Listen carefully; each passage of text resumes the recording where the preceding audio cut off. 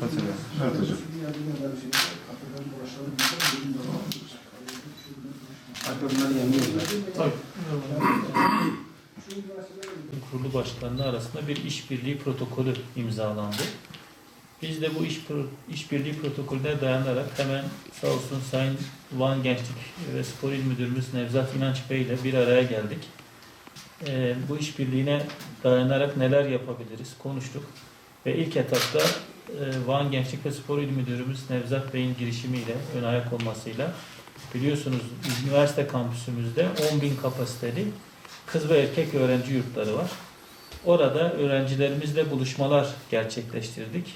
Nevzat Bey ile birlikte hem kız öğrencilerimizin yurdunda hem erkek öğrencilerimizin yurdunda öğrencilerimizle toplantılar gerçekleştirdik. Orada öğrencilerimizin bizden istediği sosyal aktivite, kültürel, eğitsel aktivitelerin artırılmasıydı. Sağ olsun Nevzat Bey de hemen bunun üzerine harekete geçerek üniversitede bir gençlik merkezi, bir genç ofis kurabileceklerini söylediler. Bizden yer istediler. Biz de kendilerine öğrenci kulüplerimizin olduğu binada ayrı bir yer tahsis ettik. Ve orayı gençlik merkezi yapılması için Gençlik ve Spor İl Müdürlüğümüze tahsis ettik. Sağ olsunlar, onlar da hemen hızlı bir şekilde hareket ederek, tabii ki araya pandemi girdiği için normalde bu daha erken yapılacaktı. Öğrenci okulda, üniversitede tatil olduğu için bugüne kadar erteledik. Normalde geçen yıl bunu başlatacaktık. Pandemiden dolayı erteledik. İnşallah öğrencilerimiz geldiğinde hem hazır bir gençlik merkezleri, genç ofisleri olacak, hem de öğrenci kulüpleri de orada aktif bir şekilde yanındaki aynı binada devam edecekler. Dolayısıyla bizim burada amacımız öğrencilerimize, üniversite öğrencilerimize daha fazla sosyal aktivite yaptırmak, kültürel, eğitsel faaliyet yaptırmak. Yani biz istiyoruz ki her öğrencimiz bir enstrüman çalabilsin. Her öğrencimiz bir spor dalıyla uğraşabilsin. Her öğrencimiz bir sosyal aktivitede, bir sosyal sorumluluk projesinde görev alabilsin. Zaten bildiğiniz gibi bu toplumsal fayda ve gönüllülük dersleri de bizim seçmeli dersler arasında ve YÖK'ün bize gönderdiği program çerçevesinde öğrencilerimizin bu tür dersleri de var. İnşallah bu merkezimizde Gençlik ve Spor Müdürlüğümüz hızlı bir şekilde aktivite edecek ve öğrencilerimiz buraya geldiğinde daha güzel bir ortamla karşılaşmış olacaklar. Ben hakikaten hem Gençlik ve Spor Bakanımıza hem de Van Gençlik ve Spor İl Müdürümüz Nevzat İnanç Bey'e bu özverili çalışmalarından ve katkılarından dolayı çok teşekkür ediyorum. Sağ olun.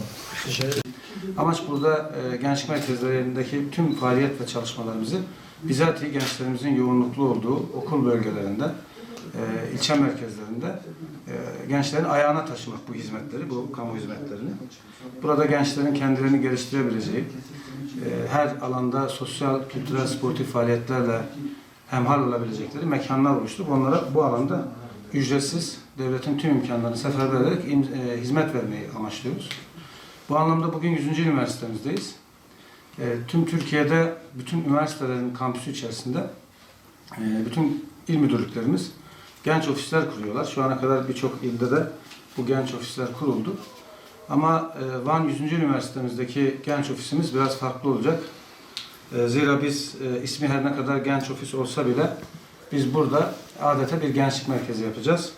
Bunda da Sayın Rektörümüzün büyük emek ve katkıları var. Bu vesileyle sizlerin huzurunda ben Sayın Rektörümüze bu katkılarından dolayı öğrencilerimize, gençlerimize hizmet verecek böylesi büyük bir mekanı kurumumuza tahsis ederek bizlere ön açıcı olduğundan dolayı tüm Van Gençliği adına, tüm 100. Üniversitesi, Van 100. Üniversitesi öğrencileri adına Sayın Rektörümüze şükranlarımı arz ediyorum. Tabii bu gençlik merkezimiz, yani genç ofis adı altında yapacağımız gençlik merkezimiz yaklaşık 17 birimden oluşan, yine yaklaşık 1000 metrekareye yakın bir mekandan oluşuyor. Buranın tahsisini kurumumuza yaparak 100. Üniversitesi kampüsümüz içerisinde bir gençlik merkezi hizmeti sunma imkanı bize veren Sayın Rektörümüze son olarak tekrar bütün Van Gençliği adına ve 100. Üniversitesi yerleşkesindeki tüm öğrenci, hatta lojmanlarda ikamet eden 100. Üniversitesi idari ya da akademik kadrolarının kendilerine, çocukların hepsine bu anlamda hizmet verecek bu mekanı tahsis ettiği için ben tekrar Sayın Rektörümüze çok teşekkür ediyorum. ilimize ve gençliğimize hayırlı olsun diyorum.